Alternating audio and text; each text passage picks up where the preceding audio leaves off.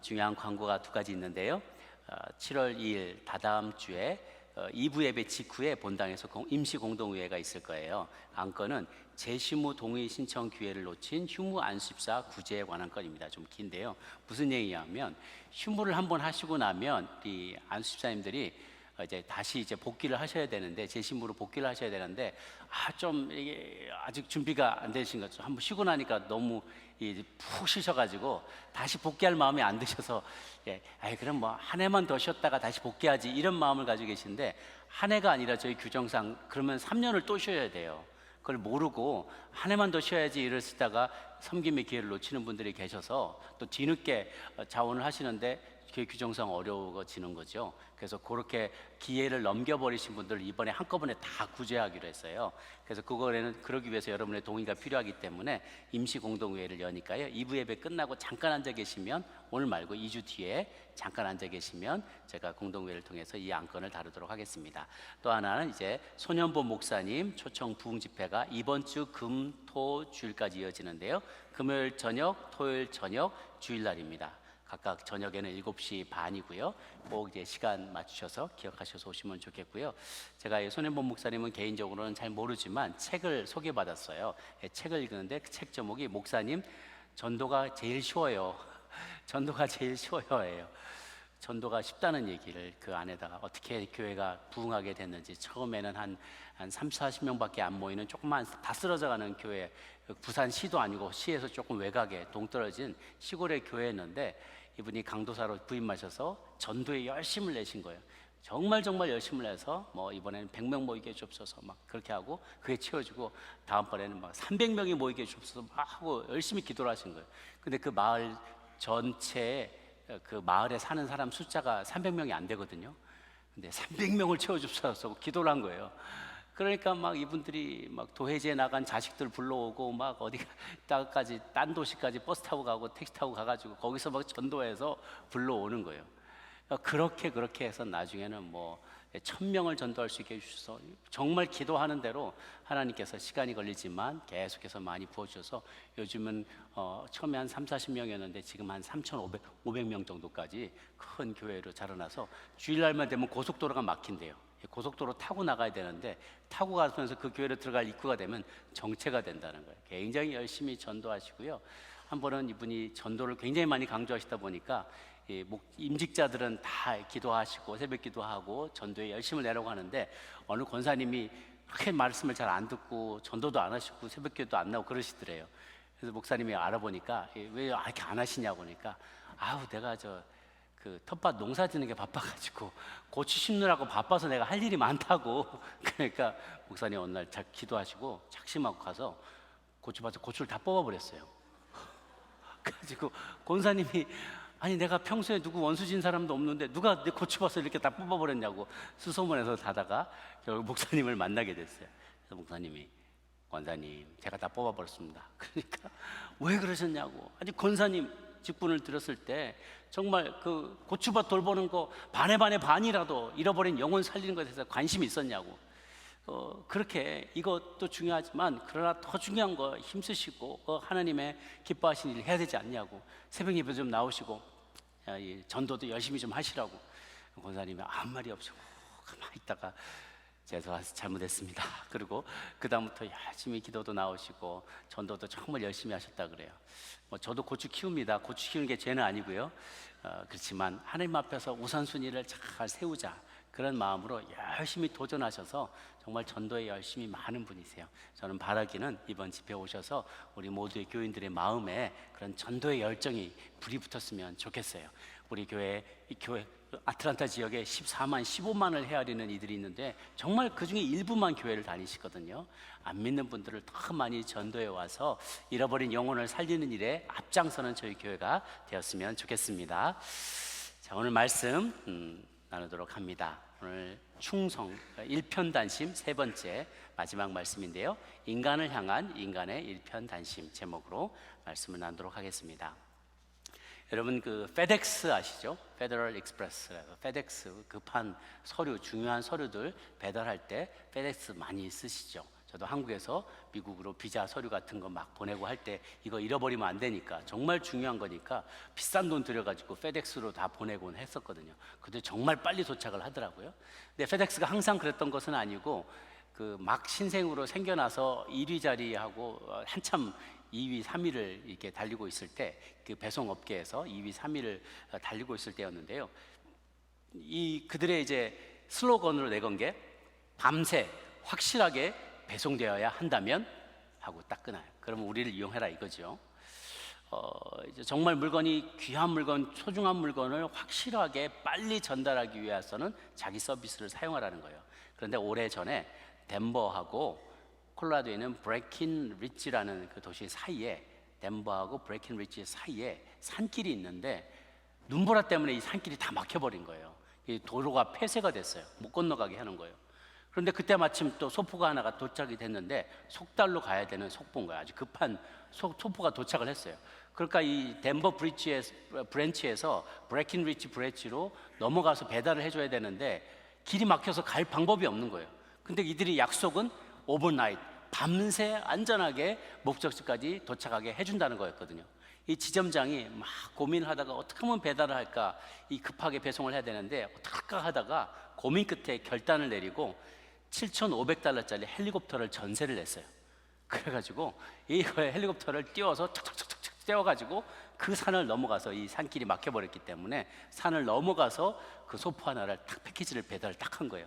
띵동 누르고서는 막 헬리콥터가 돌아가는데 그 마당에 내려가지고 띵동 누르고 배달이요 하고 보니까 받은 사람이 깜짝 놀란 거예요. 막 헬기가 떠서 막 앞마당에도 돌고 있고 배달하는 거 딱 보니까, 아니 날씨 때문에 자기는 이제는 이거 급한 일이긴 하지만 오늘 도저히 못 받겠다고 포기하고 있었는데 페덱스가 탁 배달을 오니까 이분이 너무 감동을 한 거예요. 그러면서 사람들에게 막 입소문을 내고 어떻게 이렇게 왔느냐 하니까 덴버 책임자가 우리는 돈보다 고객과의 약속을 더 소중히 여깁니다 라고 웃으면서 얘기하고 덴버로 갔다는 거예요. 제가 뭐 페덱스에서 받은 거 하나도 없습니다. 그냥 이렇게 사실을 얘기하는 겁니다. 만약에 페덱스 책임자가 아유 고객도 이해할 거야, 이런 눈보라에 어떻게 배달을 해 라고 얘기하고 배달하지 않았다면 사람들은 아이고 페덱스도 별거 없구만, 슬로건만 그럴싸하게 돈 벌려고 그렇게 해놓고 이런 위기 때 해결 못 해주면 그게 무슨 이런 돈을, 비싼 돈을 드릴 이유가 뭐가 있어? 사람들은 떠나갔을 거예요. 그런데 이 이야기가 입소문을 타면서 수천 명, 수만 명에게 이야기가 퍼져나가면서 업계의 2위, 3위를 다투던 이 페덱스가 마침내 1위로 차고 올라가게 되었어요.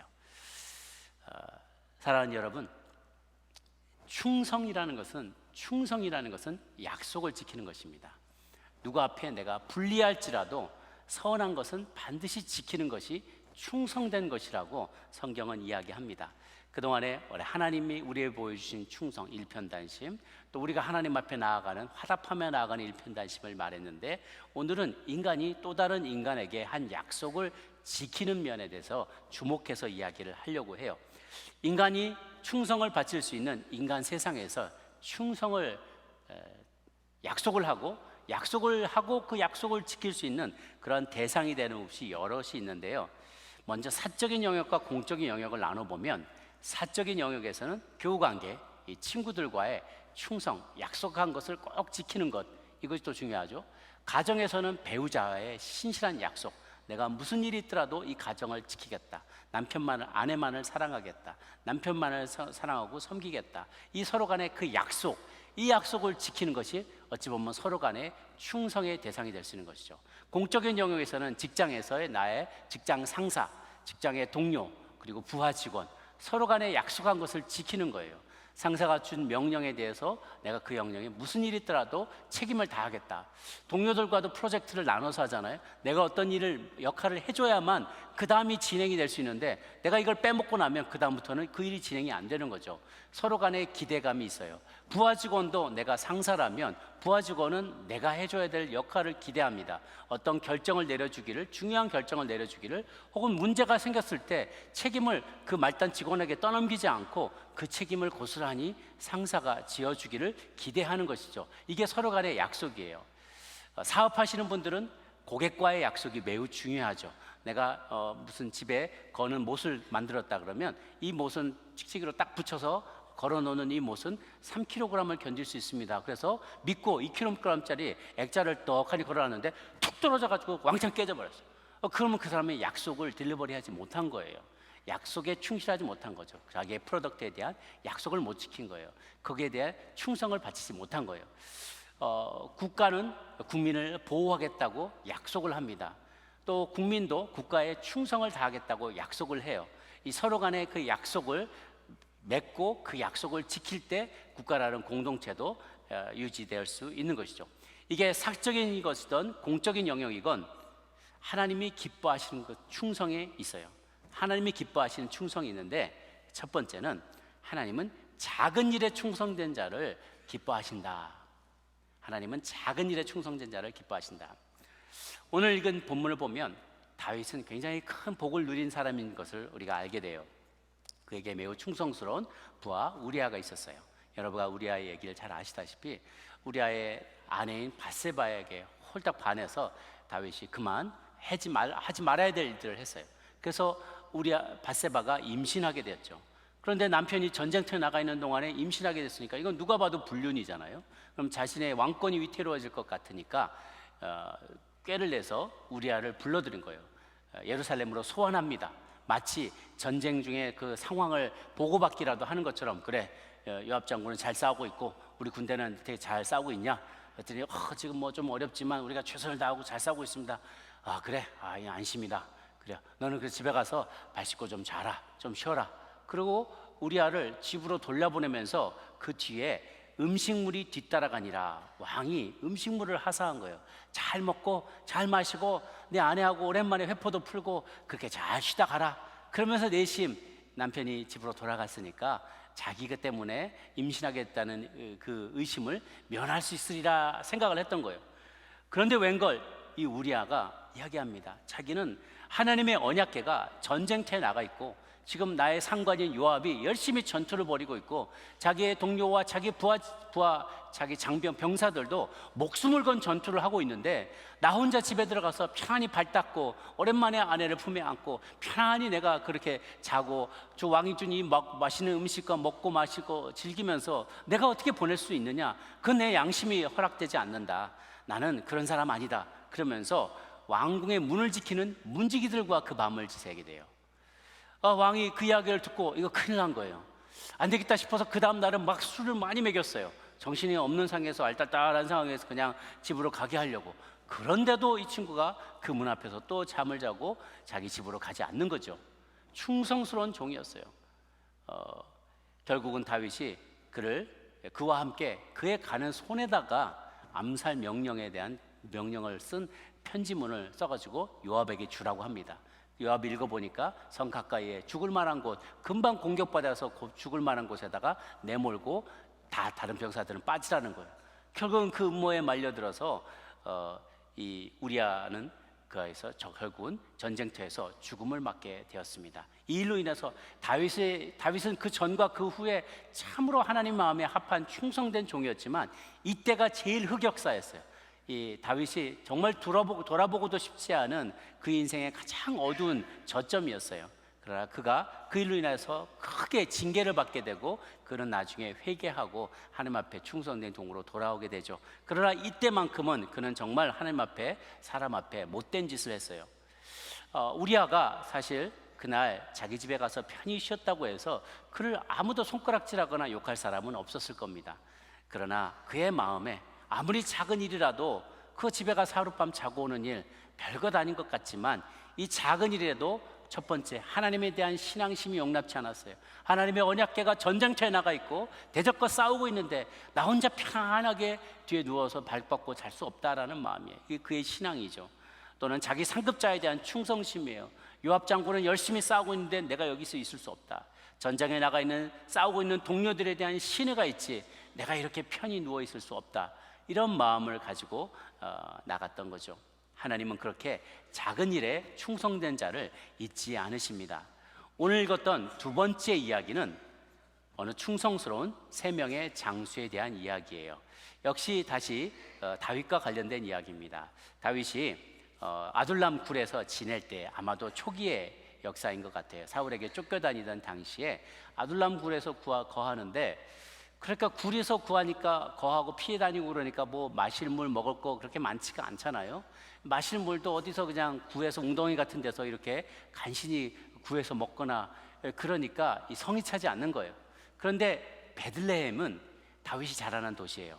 그 베들레헴에 어렸을 때 양치면서 목동일 때 양떼들에게도 물을 먹이고, 정말 그 땡볕에 양떼를 몰고 다니면서 너무너무 덥고 지치고 힘든데, 이 베들레헴 성 곁에 있는 우물에서 물을 한 바가지 쫙 깊고 깨끗한 물이에요. 거기서 시원한 물을 탁 도로박으로 이렇게 두레박으로 이렇게 해가지고 마시면, 벌컥벌컥 마시면 시원한 거예요. 속이 그냥 시원하면서 그냥 너무너무 좋았던 그 어린 시절의 기억이 있는 거죠. 그래서 아둘람 굴에서 그냥 찔끔찔끔 구덩이에 나는 물 이런 거 좀 먹다가, 참 오늘 베들레헴 우물가에는 그 물 한번 먹었으면 참 소원이었겠는데 말이지, 그러면서 입맛을 다셨어요. 꼭 굳이 그걸 해오라는 말도 아니에요. 그냥 내가 그냥 먹고 싶다는 거지, 그냥 이게 마음을 표현한 거죠. 그런데 그 얘기를 들었던 3명의 장수가 있었어요. 아비세, 분하야, 그리고 무명의 용사가 있는데, 그 길로 달려가서 블레셋 족속의 그 포위망을 뚫고 팍 들어가서 막 달려가서 얼마나 바삐 달려갔겠어요. 그 막 한쪽은 2명은 막 계속해서 싸우고 있는 중에 한 사람은 막 우물물 퍼가지고 여기다 저기다 물에다 착 집어넣고 여기다 단단히 싸맨 다음에 됐다 가자 그러면서 또 막 팔을 쏘고 막 하면서 화살을 피하고 총은 아니죠, 칼을 피하면서, 그리고 다시 돌아와서 다윗 왕에게 탁 바쳤겠어요. 다윗이여, 우리 주군께 바칩니다 그러면서 탁 바치는데, 이게 뭐냐 그랬더니, 아니 우리 주군님 얼마 전에 이 베들레헴 성 옆에 그 물 한번 마시고 소원이 없다고 하셨지 않습니까? 저희가 목숨을 걸고 달려와서 그 물을 가져왔습니다. 탁 바치니까 다윗이 깜짝 놀란 거예요. 아니 이렇게까지 할 줄은 몰랐는데, 자기 말이 뭐라고, 자기 말 한마디에 목숨을 걸고 그 물을 구하러 갔다 온 거예요. 그러니까 다윗이, 내가 이거는 정말 내가 양심 있지, 이 물은 내가 정말 못 마시겠다. 다윗이 마시기를 기뻐하지 않고 그 물을 여호와께 부어드리면서 이르기를, 여호와여, 내가 나를 위해서 결단코 이런 일을 하지 않겠습니다. 목숨을 걸고 갔던 사람들의 피가 아닙니까? 내가 마시기를 즐기하지 아니하겠습니다 라고 하면서 그 물을 이제 부어버렸다는 것이죠. 그런데 여러분들이 그 수고한 이 물은 정말 그 마음은 내가 받았다만, 내가 도저히 양심상 당신들의 지휘관으로서 양심상 마실 수 없다, 그리고 이건 하나님 앞에 드리겠다 하고 이렇게 부었다는 이야기죠. 이 이야기들을 보면서 세 장수가 어찌 보면 다윗은 하나님의 마음에 합한 사람이지만 여러모로 흠이 많았던 사람이었잖아요. 그도 죄인이었잖아요. 그런데 이 3명의 장수가 그럼에도 불구하고 자기 목숨을 돌보지 않고 다윗의 소원을 들어주기에 전장에 뛰었던 이유는, 그들이 다윗을 섬겼지만 실상은 그를 기름 부으신 하나님을 섬겼던 거예요. 그가 하나님의 기름 부음 받은 자임을 알았기 때문에 그의 부족함에도 불구하고, 그의 허물에도 불구하고 그의 말 한마디 한 것에 충성을 다해서 그 물을 가져다 퍼온 것이죠. 누가복음 16장 10절 말씀 같이 한번 읽어볼까요? 시작. 지극히 작은 것에 충성된 자는 큰 것에도 충성되고, 지극히 작은 것에 불의한 자는 큰 것에도 불의하니라.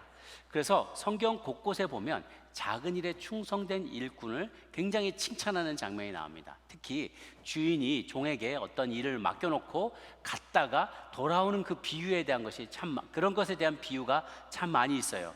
눈에 보이지 않더라도, 일을 맡겨준 주인이 보지 않더라도, 혹은 볼 수 없는 먼 곳에 가 있다 할지라도 그 일이 상관없이 충성을 다하는 종의 모습을 기대하는 거예요. 그리고 그 종이 얼마나 성실하게 그 일을 감당하는지 반드시 돌아와 셈하겠다라고 얘기하세요. 반드시 셈하는 날이 올 것이다 얘기합니다. 마태복음 24장 44절에서 46절입니다. 시작. 이러므로 너희도 준비하고 있으라. 생각하지 않은 때에 인자가 오리라. 충성되고 지혜 있는 종이 되어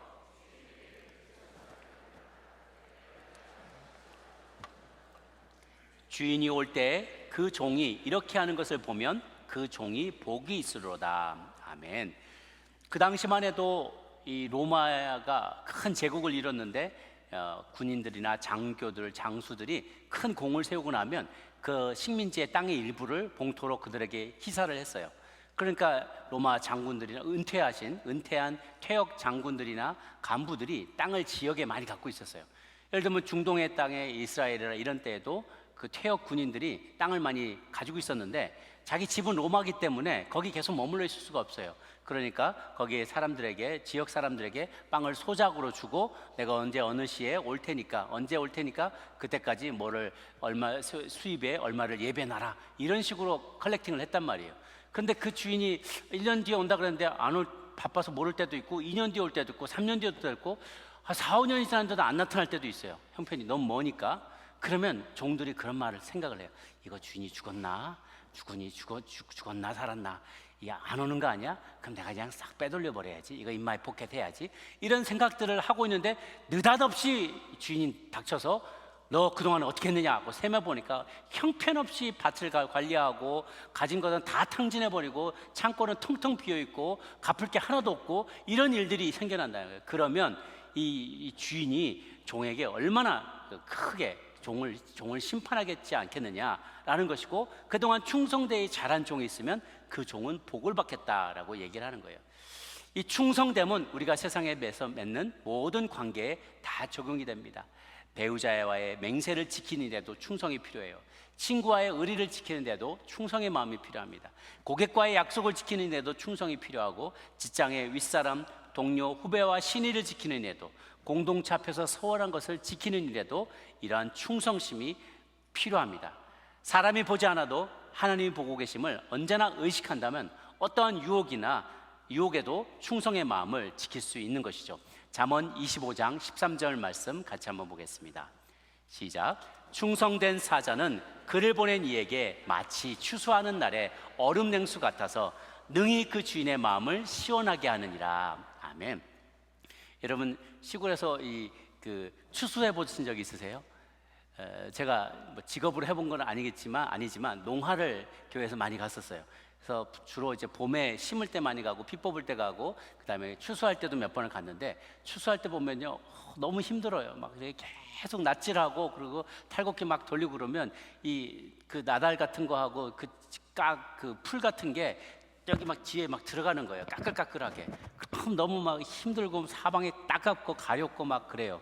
그런데 막 산 위에서 부는 바람, 시원한 바람, 저 남쪽에서 부는 바람이 확 불어오면 시원한 바람에 땀도 식히고, 이렇게 논두렁에 가만 앉아 있으면 참을 가져다 주세요. 아주머니들이 이게 다라이다, 빨간 다라에다가 이렇게 참을 가지고 오세요. 보면 꼭 이제 삼립 보름달빵 그거하고 쿨피스 꼭 이렇게 가져다 주세요.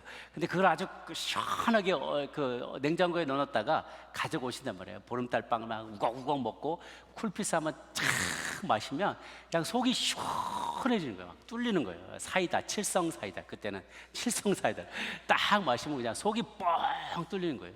그 옆에는 이제 교회 안 다니는 분들은 막걸리 막 벌컥벌컥 마시고 그러시는데, 그와 같아요. 중동 지역에도 추수하는 날에, 중동 지역은 얼마나 따갑고 햇볕이 따갑고 그래요. 그런 추수하는 날에 얼음 냉수같이 착 마시면 시원한 얼음 냉수같이, 누가?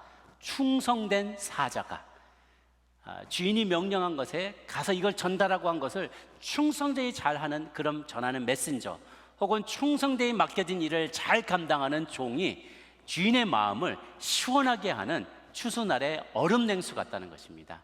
여러분 한 분 한 분이 주님 앞에 충성되이 쓰임받는, 그 주인의 마음을 얼음 냉수처럼 시원하게 해드리는 충성된 사자들 다들 되시기를 주님의 이름으로 축복합니다. 두 번째는요, 비슷한 내용이지만 조금 다른 관점에, 무슨 일을 하든지 죽게 하듯 하라는 거예요. 무슨 일을 하든지 죽게 하듯 하라. 22, 23절, 골로새서 3장 22, 23절 같이 한번 보도록 하겠습니다. 시작. 종들아, 모든 일에 육신의 상전들에게 순종하되 사람을 기쁘게 하는 자와 같이 눈가림만 하지 말고 오직 주를 두려워하여 성실한 마음으로 하라. 무슨 일을 하든지 마음을 다하여 죽게 하듯 하고 사람에게 하듯 하지 말라. 제가 옛날에 시골에 살 때 그 오일장이 있었어요. 오일장에 이렇게 가보면 그 땅콩 같은 거를 이렇게 사는 파시는 분이 계셨거든요. 그럼 이렇게 거적 같은 것도 이렇게 펴놓은 거에다가 땅콩을 많이 해놓는데 이제 가운데 대 같은 게 이렇게 조그만한 대가 있어요. 그러면 이제 2대만 주세요. 그러면 우리 손님 이쁘네, 멋있네 그러면서 뭐 멋지게 생겼으니까 많이 줘야지 그러면서 막 이렇게 막 계속 흘러내리는데 계속 쌓아요. 뭐 많이 주는 것처럼. 그러고 나서 이렇게 이제 그걸 덜어서 봉지에다 딱 주는데 딱 보니까 여기에 이 대에 가운데가 볼록 솟아 있어. 그러니까 많이 주는 게 아니야. 그냥 그 위에다 살짝 이렇게 엎여놓은 것 뿐이에요. 그걸 이렇게 주면 나중에 받으면서 이거 받아오면 얼마 안 되는 거죠. 이게 눈가림이에요. 눈가림. 눈만 가리는 거예요. 왜 이제 우리 스시 같은 거, 회 같은 거 어디 가게에서 사다 보면은 볼록하게 써서 많이인 줄 알고 사는데 보니까 다 벗겨보면 밑에 스키다시 무만 엄청 많이 쌓아놓고 그 위에다 꼭대기에 살짝만 엎어놓은 거 있죠. 이게 바로 눈가림이라는 거예요. 눈가림. 일할 때 사람들 좋으라고 보기 좋으라고 눈가림만 하듯이 그렇게 일하지 말라는 거예요. 눈으로만 파고 녹화 사업 옛날에 그런 거 많았거든요. 대통령 지나간다 그러면 막 뭘 칠해서라도 다 푸르른 것처럼 잔디를 만들어놔요. 색깔 칠해가지고 초록색 칠로 스프레이 다 해가지고 잔디밭이 것처럼 옛날에 그런 게 굉장히 많았었어요. 대통령 지나간다, 뭐 누가 지나간다. 부대에서도 그냥 산을 통째로 옮긴 적이 있었어요. 사단장 온다, 순시한다니까 저쪽에 있는 이쪽에 식사할 때 사단장이 저쪽을 보는데 뒤쪽에 있는 나무를 다 빼다가 저쪽 건너편 산에다가 녹화 사업을 한 거예요. 이게 눈만 가리고 아웅하는 것이죠. 눈 가림만 하지 말고 오직 두려워해요. 주를 두려워해요. 성실한 마음으로 하라. 무슨 일을 하든지 마음을 다하여 주께 하듯 하고 사람에게 하듯 하지 말라는 거죠. 다니엘의 이야기를 한번 볼게요. 다니엘이 바벨론에서 3명의 총리 중에 한 사람으로 임명이 되었어요. 그런데 다른 2명의 총리와 그 밑에 있던 수많은 고관들이 있잖아요. 이 3명인데 얼마나 정치적으로 막 서로 간에 서로 간에 눈치 보고 알력 같은 게 많았겠어요. 총리가 3명이고 이 총리 밑에 있는 사람들 있지만 저 총리들 밑에 있는 사람이 어떻게든지 저 사람을 끌어내리려고, 더더군다나 이방인 출신의 유다 출신의 다니엘이 총리의 직분까지 올라갔으니 얼마나 눈에 가시 같았겠어요. 끌어내리려고 온갖 방법을 다 쓰고 흠집을 내려고 다니엘의 일거수일투족을 다 감시하며 다닙니다. 그런데 그 결과가 어땠는가 한번 보세요. 다니엘서 6장 3, 4절을 같이 한번 읽겠습니다. 시작. 다니엘은 마음이 민첩하여 총리들과 고관들 위에 뛰어남으로 왕이 그를 세워 전국을 다스리게 하고자 한지라.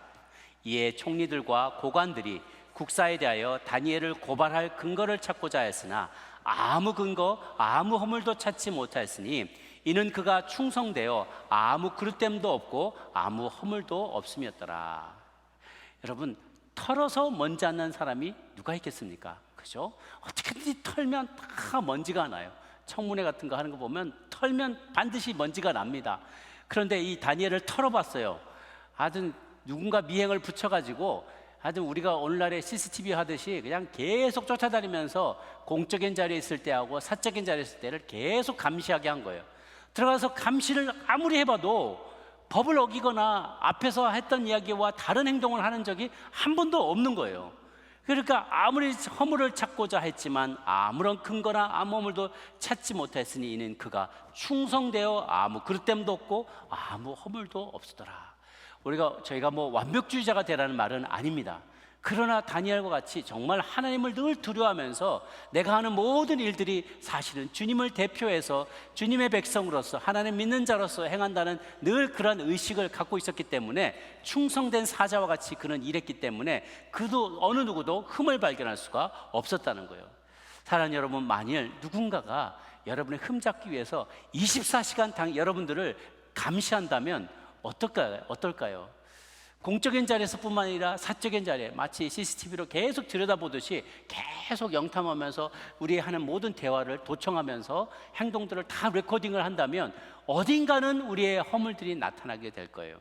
그런데 그 정도로 누군가가 나를 본다 할지라도 감시한다 할지라도 허물이 나타나지 않도록 하나님 앞에서 코람데오 늘 하나님이 나를 보고 계시는 것처럼 사람이 두려워서가 아니라 하나님이 늘 나를 보고 계신다 그 마음으로 살아갈 때 우리는 충성스러운 사람으로 살 수 있는 것이죠. 여러분, 어떤 일을 할 때 혹은 여러분에게 맡겨진 일을 할 때 목숨을 거는 마음으로 목숨을 걸고 해본 적이 있습니까? 목숨을 거는 일. 내가 하는 일에 목숨을 걸어본 적이 있어요. 맡겨진 일 설렁설렁하지 않고 충성을 다해서 해본 적이 있습니까? 내가 가르치는 할 때 이 가르치는 일 하다 내가 이거 가르치다 죽어도 좋아, 이 마음으로 아이들을 가르치고 학생들을 가르친 적이 있습니까?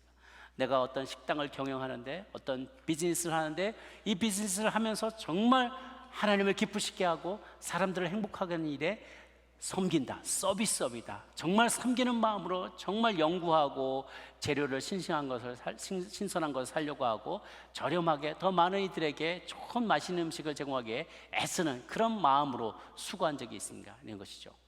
글을 쓰는 이들은 글을 쓸 때 정말 뼈를 깎아대는 마음으로 그 글을 써내고 또 다듬고 또 다듬고, 노래하고 찬양하고 연주하는 이들 손 마디마디가 손이 그냥 굳은 살이 베길 정도로 그것을 연주하고, 그래서 최상의 음악을 만들어서 하나님의 영광을 드러내고 싶은 그런 마음으로 준비한 적이 있는지, 운동하는 이들은 그 운동하는 것을 통하여서 내 몸으로 최선을 다해서 하나님의 영광을 드러내는 소명자의 삶을 살은 적이 있느냐라는 것이죠. 그런 각오. 그래서 저는 이런 이야기를 생각할 때마다, 전에도 짧게 말씀을 나눴습니다만 하용조 목사님, 돌아가신 하용조 목사님 생각이 나요. 당신이 30년간 간암 수술 7번을 받으시고 당뇨와 고혈압과 싸우시고요, 일주일에 3번, 4번 투석을 받으셔야만 했어요. 그런데 한때는 그 굉장히 심해서 일본에서 요양하는 동안 하나님의 마음에 감동을 주셔서 일본 선교에 힘쓰라는 거예요. 그래서 그때 이후로는 그냥 몸이 불편하신데도 계속 일본 선교에 나가셨어요. 여러분, 일본은 선교사의 무덤이라고 불려집니다. 가서 정말 평생을 선교 사역을 했는데 1명, 2명 개종할까 말까 해요. 그만큼 힘들어요. 일본인들은 우상은 뭐 수만의 우상을 섬기는데, 정말 뭐 이 사람들이 결혼식은 교회에서 하고요, 서양식을 좋아하니까 결혼은 교회에서 하고 장례는 절에 가서 해요. 그 막 각각 다 달라요. 그리고 절기 때마다 도교 신도 사원 가서 이렇게 막 또 이렇게 하고, 그러니까 뭔가 이게 다양한 거를 그냥 복합적인 짬뽕을 섬기는 거죠. 그런 가운데서 일본인들을 향한 마음을 주셔서 열심히 선교를 하는데, 한국의 많은 대형 교회들이나 교단들이 일본에 선교 방송도 내고 선교사도 많이 파송했지만 열매가 정말 많지가 않았어요. 너무너무 힘들게 사역을 하세요. 그런데 이번에는, 그때는 이제 한류 열풍을 이용해서 문화를 도구로 사용한 선교를 펼치는 건데 굉장히 효과적이었어요. 15년 동안 한 30여 차례 이상 집회를 하는데 7만 명의 인원이 참석을 했고 3,400명이 결신을 했어요. 횟수로 나눠보면 한 번 집회 때 한 100여 명 정도가 결신을 한 거예요. 그거 뭐 한국에서도 많이 하니까 뭐 그게 뭐 대수냐. 그런데요, 아까 말씀드렸다시피 평생을 사역해도 한두 사람 회심할까 말까 해요. 그러니까 한 집회에서 100명의 결신자가 나온 건 대단한 일이에요. 그래서 그 일들을 수고하면서 많이 준비할 때, 그 다음에 이제 뭐 위성 TV도 나오고 24시간 설교 방송이 나오면서 외국의 유명한 설교자들의 설교가 밑에 다 일본어로 번역되어서 24시간 방송도 나가는 거죠. 근데 그 전도 집회를 할 때 어느 한 지역에서 하는데, 이 시골 약간 외진 지역이 소도시다 보니까 종합병원 같은 게 없어요. 그 우리가 계산을 아무리 해봐도 이 3번, 3번, 4번 투석을 받으셔야 되는데, 이 설교를 마치고 투석 받아야 되는 그 시간이 맞지가 않는 거예요. 혹시라도 그냥 중간에 뭐가 차량이 밀려다거나 교통체증이 있거나 거기서 이동을 못하게 되는 일이 생겨나면 큰일이 나는 거예요. 그 우리가 다들 만류를 했어요. 여기는 그냥 건너뛰시고 다른 데 하시죠. 그때 그 자리를 그냥 그래도 계속 하자라고 이야기하시는 거예요. 그래서 막 차를 옆에다 응급차를 딱 대절을 해놓고 정말 간절한 마음으로 모두가 기도하고 스태프들도 기도하고, 그런 가운데 그냥 좀 힘드시지만 택상 강대상을 붙잡고 막 전도를 전도 집회를 하신 거예요. 하시고 거의 쓰러지다시피 내려오셔서 그 차를 타고 몇 시간을 달려서 밤에 달려가지고 병원까지 무사히 가서 정말 또 투석을 하시고, 또 다시 또 기운을 차리셔서 또 다른 도시로 가고, 이렇게 그거를 계속 반복하신 거예요. 이것을 보면서 저희 마음에 참 목숨을 걸고 하나님 맡겨주신 일을 하는 것이 저런 거구나라는 그런 마음에 굉장히 큰 도전과 감동들이 있었어요. 여러분이 하는 일들 가운데도 그것이 꼭 교회의 일들만은 아니어도 상관없어요. 우리의 모든 일이 성직이잖아요. 여러분이 하는 모든 일들이 죄진 일이 아니고 하나님 맡겨주신 그 일은 다 성직입니다. 그 성직을 감당할 때 목숨을 내놓고 할 마음의 각오가 있냐는 것이죠. 충성을 다해서 그 일을 감당하는 것이죠. 교회 봉사하는 것도 마찬가지고, 헌금 생활하는 것도, 전도 생활하는 것도, 기도 생활하는 것도 정말 하나님 앞에 내가 충성을 다해서 그 일을 감당하냐는 것입니다. 고린도전서 4장 1, 2절 말씀 같이 한번 읽어보겠습니다. 시작. 사람이 마땅히 우리를 그리스도의 일꾼이요 하나님의 비밀을 맡은 자로 여길지어다. 그리고 맡은 자에게 구할 것은 충성이니라. 아멘. 지난주 수요일에 우리 기도원 성가대 20주년을 맞았는데요. 20주년 동안 이렇게 수고 많이 하셨다고 제가 궁금해서 혹 20년 전부터 섬기셨던 분, 지금도 섬기는 분 있어요? 여쭤보니까 5분이나 손을 드시는 거예요. 5분이 눈이 오나 비가 오나 기도원 성가대를 20년 동안 섬기신 거죠. 또 여러분이 하시는 사역 가운데 정말 저희 교회가 처음 세워졌을 때부터 지금까지 변함없이 매 주일을 지키며 또 봉사하는 분들도 있었을 거예요. 하나님은 그 변함없이 자리를 지키는 것, 충성대의 약속을 지키는 것, 그것을 기뻐하십니다. 제가 어느 한 글을 읽었는데요. 부산의 어느 부잣집에 영리한 개 한 마리가 있었대요. 그 주인 아주머니가 이 개를 잘 훈련시켜서 고기 살 때 게를 시켰다는 거예요. 이 바구니를 이렇게 입에다가 물게 해줘가지고 그 바구니에다가 뭐 소고기 몇 근만 주세요 하고 이렇게 싸서 돈도 거기다 딱 해가지고 싸서 딱 주면 개가 그걸 물고 막 가가지고 한 100여 미터 떨어진 그 정육점에 가서 이렇게 딱 주면 주인 아주머니가 딱 보고 어이구 너 똘똘이 왔냐 그러면서 이 소고기도 한 근을 딱 이렇게 갖다 놓는다는 거예요. 싱싱한 걸로. 그럼 개가 그걸 딱 물고 또 다시 돌아온대요. 훈련을 잘 시켰어요. 이제 그러다가 이 집 주인이 이 집을 서울로 이사를 가게 된 거예요. 서울로 이사를 왔는데 주변에 또 정육점이 없나 찾아보니까 아닌 게 아니라 또 근처에 또 정육점이 있었어요. 그래서 이번에도 새로 가는 거긴 하지만 주인 아주머니 저기 동봉했으니까 돈 얼마 하고 저기 소고기 한 2근만 주세요 하고 여기다 딱 써서 걔한테 보낸 거예요. 걔가 갔어요. 보통 때면 한 10분, 20분이면 걔가 돌아왔는데 걔가 30분을 기다려도 안 돌아오는 거예요. 1시간이라도. 그래도 안 돌아오고 2시간이라도 안 돌아오는 거예요. 야, 역시 서울 인심이 싸납다. 어디 개를 납치해 가버리나 누가 개를 데리고 가버렸나 보다. 그러면서 너무 속상해가지고 마음 상해서 그러고 있다가 한 3, 4일쯤 지나서 자기가 직접 이제 장도 보고 그러려고 이제 나갔다는 거예요. 시장 보러 나가는데 저기 멀리서 자기 개가 그 광주를 입에 물고 힘없이 이렇게 걸어오고 있는 거예요. 그 주인 아주머니가 너무 기뻐가지고 달려가서 아이고 뭐 똘똘이야 하고 개를 안으려는데 개가 픽 쓰러져서 그냥 죽었더래요. 왜 그런가 보니까 개가 부산까지 갔다 온 거예요. 부산까지 가서 그 고기를 가지고 여기까지 왔는데 오는 동안에 배가 고프잖아요. 먹고 싶잖아요. 근데 그 고기를 안 먹고 고기가 다 상해 있어요. 상한 그 고기를 그대로 가지고 물고 여기까지 올라와서 픽 쓰러져 죽은 거죠. 미물도 이렇게 충성스러워요. 진돗개 얼마나 충성스럽습니까? 길 잃어버려도 어디 갖다 팔아도 결국은 주인 찾아서 오잖아요. 일본의 어떤 개는 주인 찾아서 그 철도역 앞에서 몇 년을 기다렸다 그러고, 미국의 어떤 개는 한 10년 동안 주인이 죽은 그 자리에서 묘지를 지켰다죠. 미물도 이렇게 충성스러워요. 그런데 우리는 만물의 영장이지 않습니까? 하나님의 형상을 본받아서 만든 자들이잖아요. 하나님 우리에게 기대하는 것은 그 이상의 충성심이에요. 하나님에 대한 충성의 마음, 그리고 우리에게 맡겨진 사람과 사역에 대한, 사람과 일에, 미션에 대한 충성심을 주님은 기대해요. 그래서 마지막 세 번째, 인간의 충성의 근원은 하나님의 충성입니다. 다시 바꿔 말하면 하나님께서 먼저 우리에 대한 충성심을 보여주셨기 때문에 지난번처럼 그것에 우리가 힘을 얻어서 비로소 다른 이들에게 신실함을 보일 수 있는 것을 우리가 배우고 깨닫고 그 힘을 얻게 되었다는 것이죠. 인간을 향한 하나님의 일편단심이 먼저 있었기 때문에 하나님을 향한 우리의 일편단심과 다른 동료 인간을 향한 우리의 일편단심이 생겨날 수 있었다는 거예요. 충성은 그래서 누가 시킨다고 되는 게 아니잖아요. 충성해라, 섬겨라, 봉사해라, 뭐해라 아무리 말해도 사람들은 반대급부가 있으면 충성하지만 그게 없으면 안 하려고 해요. 인간은 너무나 유혹과 시험에 약합니다. 특히나 더더군다나 충성심이란 것은 찾아보기 힘든 세상이에요. 국가에서 아무리 충성을 강조해도 뭐 조금 독재자가 있다든가 온 백성이 경제가 어려워서 헐벗고 굶주리게 된다면 애국심은 물 건너갑니다. 언제든지 국적을 바꾸고 팔아넘기고 거기를 등 돌릴 수 있어요. 아무리 남편이 멋있고 아내가 매력적이어도 4년, 5년, 6년, 7년, 10년 떨어져 있다 보면 배우자에 대한 그 신실함을 지키기가 쉽지 않아요. 아무리 교회에서 봉사하세요, 전도하세요, 헌금하세요, 기도하세요 말해도 충성은 강요한다고 생겨나는 것이 아니죠. 그럼 어떻게 생겨나냐? 그분의 신실함을 맛보아야 할 때, 그 은혜가 차고 넘칠 때, 받은 은혜가 너무나 크면 돌려드리지 않을 수가 없다는 거예요.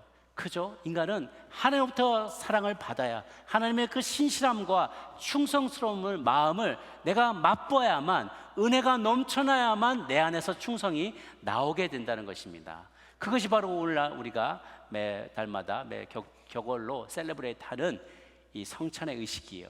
우리를 향한 하나님의 그 몸을 찢기까지 충성하신 것, 피가 쏟아져서 우리의 온 세상을 적실 만큼 우리를 사랑하신 주님의 충성심을, 우리에 향한 일편단심을 우리가 맛보아 알 때 그게 너무나 고마워서, 그게 너무나 감사해서, 그게 마음이 너무나 절절하여서 우리가 그 마음에 100분의 1이라도 1000분의 1, 만분의 1이라도 갚기를 원하는 마음으로 그 앞으로 나오게 되는 것이죠. 그러나 사랑하는 여러분, 하나님과의 관계는 우리가 그렇게 맺을 수 있지만 세상에서 살아갈 때 때로는 나의 충성이 배신을 당할 때가 있어요. 그렇기 때문에 우리가 충성스럽게 남아있지 못하는 많은 이유 중에 하나가 내 충성이 배신으로 답이 올 때예요. 내가 열심히 배우자에 대해서, 그리고 윗사람에 대해서, 때로는 국가에 대해서 내가 충성을 다하지만 국가가 나를 배신할 때가 있어요. 내 배우자가 배신할 때가 있어요. 믿었던 상사가 나에게 모든 책임을 덮어씌울 때가 있어요. 그럴 때마다, 그런 일을 당할 때마다 충성하고 싶은 마음이 사라지는 거예요. 되는 대로 살아가고 그냥 계산하고 살고 싶고, 받을 만하면 충성하지만 받지 못할 것 같으면 아싸리 내가 배신해버리고 마는 세상의 풍조 가운데 우리가 살아가고 있어요. 그러나 하나님은 말씀하십니다. 그러할지라도 충성하라는 거예요. 왜냐하면 내가 하는 모든 충성은 내 위에 보스를 섬기는 행위가 아니라 나의 충성된 태도로 하나님의 영광을 드러내는 행위이기 때문에 그렇습니다. 사랑하는 여러분, 세상이 종말을 향해 가고 세상 가운데 충성된 자를 보지 못할지라도, 때론 나의 충성이 배신으로 돌아오게 될지라도, 내 충성과 수고와 헌신이 아무런 대가를 받지 못할지라도, 우리와 같이 다윗에게 그가 충성으로 섬겼던 주군에 의해서 그가 암살을 당하게 되는 그런 불행한 일이 있을지라도 우리는 그 사람을 보고 하는 것이 아니라 하나님을 바라보며 우리가 하나님의 영광을 드러내는 자로 충성을 마땅히 드려야 함을 여러분 기억하시길 바랍니다. 그리할 때 우리 주께서 다시 강림하실 때 그 심판대 앞에서 우리는 빛나는 면류관을 받게 될 것입니다. 하나님의 칭찬받는 인생이 될 것입니다. 하늘의 별과 같은 인생이 될 것입니다. 그렇게 충성스럽게 살아가는 저와 여러분 모두가 되시기를 주의 이름으로 축복합니다. 기도하겠습니다.